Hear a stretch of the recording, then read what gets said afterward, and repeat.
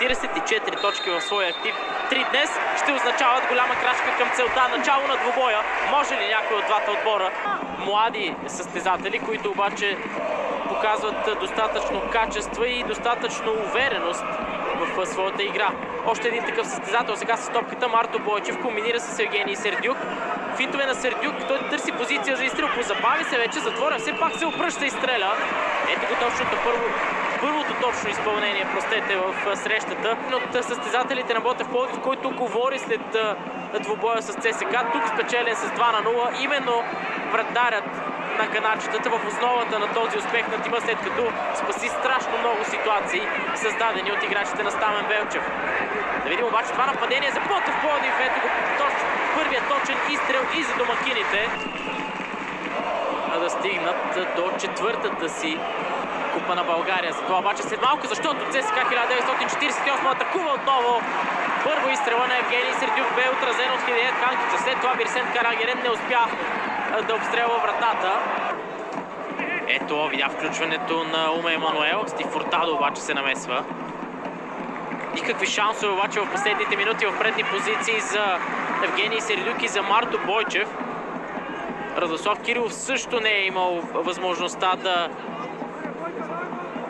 играе кой знае колко много с топката. Бирсент Карагерен го прави по-често, но това е защото Ботев Пловдив атакува предоминантно през неговата зона. Подаване сега към Уме Емануел, който стреля в плейофната фаза на F5 лига с 0-1. Центриране, което не е никак лошо, ключова намеса на там. След това обаче Радослав Кирилов успява да отнеме топката. Какво спасяване само от Хидеят Ханкич. Ето е тази чиста възможност, за която говорихме. Те във втора група през този сезон в F5 лига. Кратка пауза, уважаеми зрители, в която можете да се насладите на нашата студийна програма. След около четвърт час се завръщаме отново на стадион Христо Ботев в Пловдив.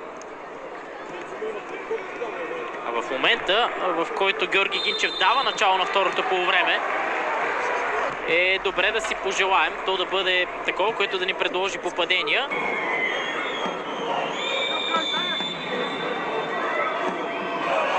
Засилва се Талис, решава да стреля директно Хидеят Ханкич, обаче внимава. Точно изпълнение все пак за гостите.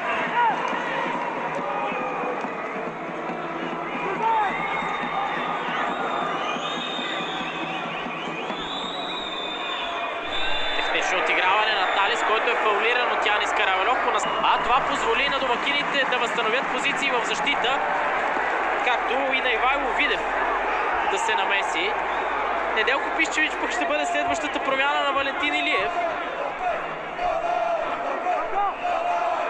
Николай Минков решава да стреля. Минков. Намеса на Маринов, която означава нов пъгов удар за Ботев Пловдив или пък не. Решението към Ето. Той с едно докосване към Брахими. Брахими търси позиция за изстрел, вместо това комбинира с Мертенс. Дилан Мертенс стреля, получи се и рикошет. Успява обаче вратарят на гостите да лови топката. Балоянис. Добри финтове на Балоянис срещу Топузов. Влиза в наказателното поле Балоянис. Центриране, шанс за Секолич. Още един блокиран опит на централния нападател и още центриране на Балоянис. Този път по-различно. Шанс, изстрел с гола града. Добавка 1-0 за Ботев Пловдив. Дилан Мертенс на точното място в 85-та минута, за да изпрати жълто-черните напред. Веднъж как се стигна до всичко това.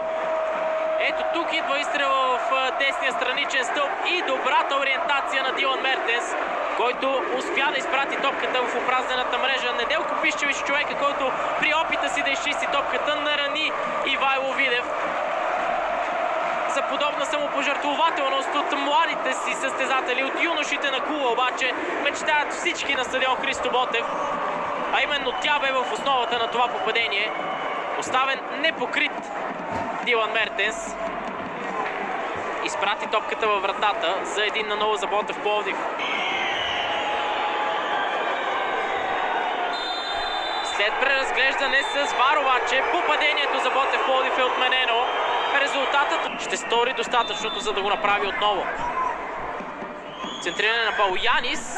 Шанс за Ето, който стреля. Ударът му минава над вратата. А с подновяването и чуваме и последния съдийски